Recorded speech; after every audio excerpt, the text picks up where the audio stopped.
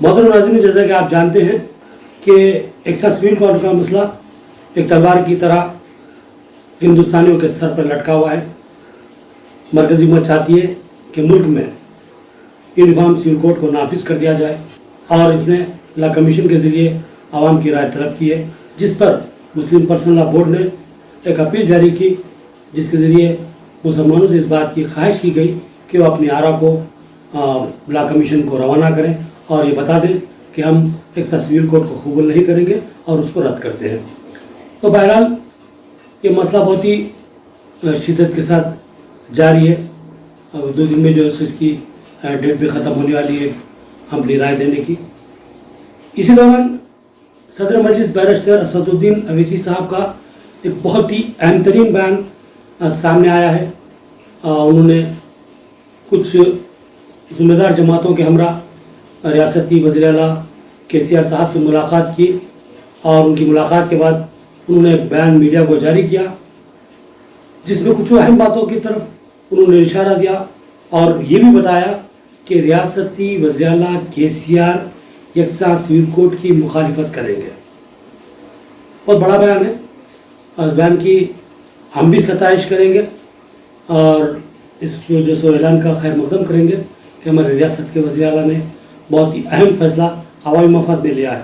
तो यहाँ पर बातों के दौरान हमारे हैदराबाद के रुकन पार्लिमान और सदर कुल मजलिस इत्तेहादुल मुस्लिमीन बैरिस्टर असदुद्दीन अवैसी ने इस बात का खुला इशारा दिया, इस बात की खुली वजाहत की कि इसमें मुसलमानों का कोई ज़्यादा नुकसान नहीं, बल्कि इससे ज़्यादा नुकसान दीगर मज़ाहिब के मानने वालों का, जिसमें सिख है, ईसाई है और हिंदुओं के जो सो बहुत से ट्राइबल्स हैं, जिनके जो सो मुख्तलिफ जो सो रस्म रिवाज अलग है, अक़ायद अलग है, नज़रियात अलग है, जीने और जो सो ज़िंदगी गुजारने के तरीक़े अलग अलग है।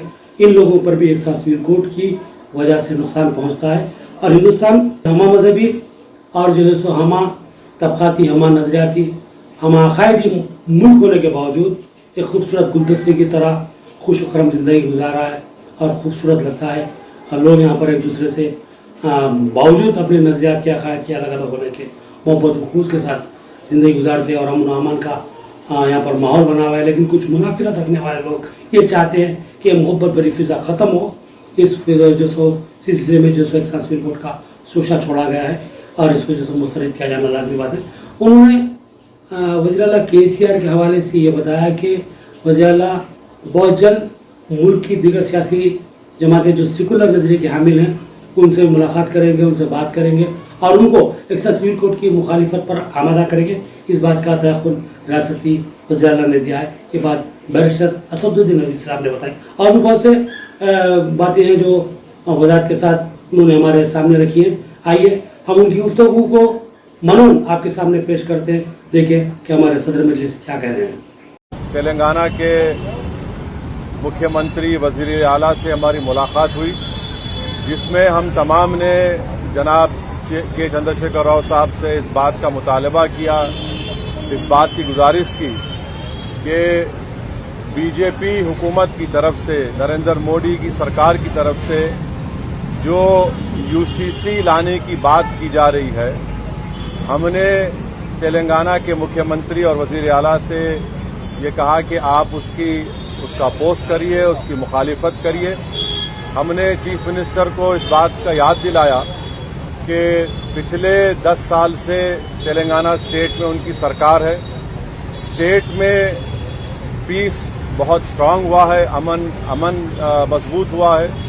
हमने चीफ मिनिस्टर को और BRS के प्रेसिडेंट को ये भी बात याद दिलाई है कि पूरे मुल्क में अगर किसी असेंबली में CAA NPR NRC के खिलाफ एक रेजोल्यूशन पास हुआ था, वो तेलंगाना के असेंबली में सबसे पहले हुआ था।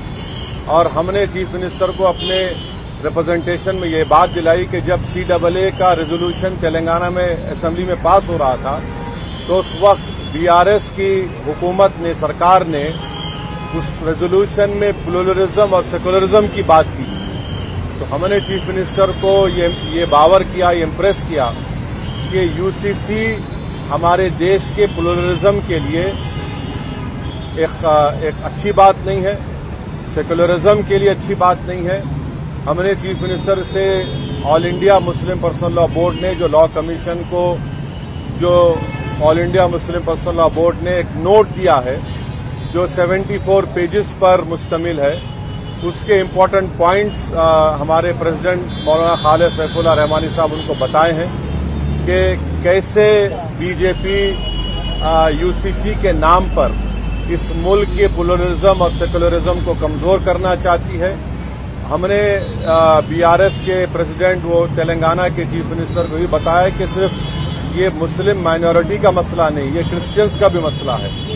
ये मसला ट्राइबल से भी जुड़ा हुआ है और सिर्फ नॉर्थ ईस्ट के ट्राइबल नहीं है, तेलंगाना में ट्राइबल है, मध्य प्रदेश में ट्राइबल है, छत्तीसगढ़ में ट्राइबल है, गुजरात में ट्राइबल है, राजस्थान में ट्राइबल है।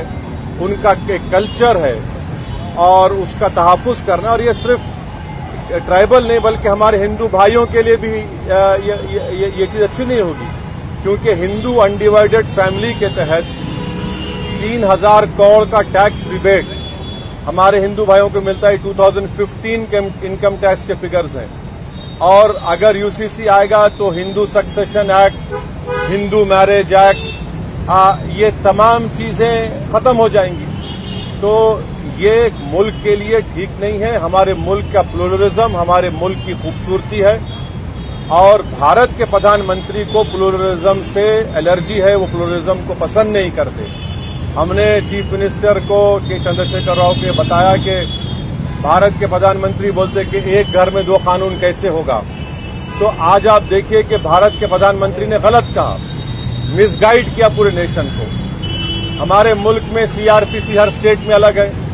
हमारे मुल्क में 2 कानून है। अगर आप देखेंगे तो नागालैंड में सीआरपीसी का अभी तक इम्प्लीमेंटेशन नहीं हुआ।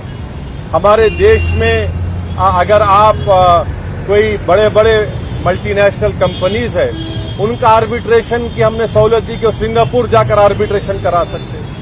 तो ये बात कहना प्रधानमंत्री का बिल्कुल गलत है। प्रधानमंत्री प्लुरलिज्म को पसंद नहीं करते। तो ट्राइबल का मसला है, सिर्फ नॉर्थ ईस्ट के ट्राइबल का नहीं है। अमित शाह अगर ये नागाज को बोल रहे हैं कि नहीं हम ट्राइबल्स को लॉ कमीशन एक्सेप्ट करेगा, तो फिर छत्तीसगढ़ के ट्राइबल का क्या होगा, तेलंगाना के ट्राइबल का क्या होगा, झारखंड के वो टेनेंसी लॉज का क्या होगा, छत्तीसगढ़ के ट्राइबल्स का क्या होगा। तो ये भारत की खूबसूरती, उसका प्लुरलिज्म है, उसकी डाइवर्सिटी है, जो आरएसएस और बीजेपी को पसंद नहीं आती है।